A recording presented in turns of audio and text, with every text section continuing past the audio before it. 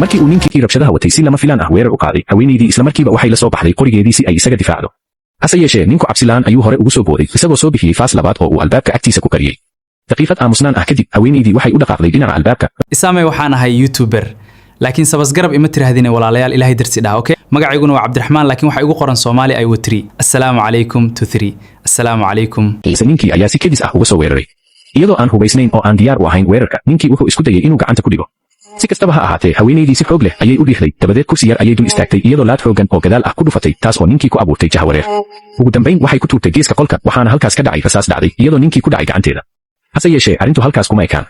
haweenaydii si degan oo kalsooni leh ayay ugu dhaqaaqday baska wax yar kadibna way fuushay halkaas oo nin waayeel ah si tartiib ah uga kacay kursigiisii waxaana la ogaaday inuu ahaa bartilmaameedkeedii dhabta ahaa ninkii waayeelka ahaa wuxuu si degdeg ah boosadiisa uga soo bixiyey qori isagoo raadinaya fursad uu ku dilo laakiin haweenaydii ayaa ka dheeraysay kana dhaqso badnayd isaga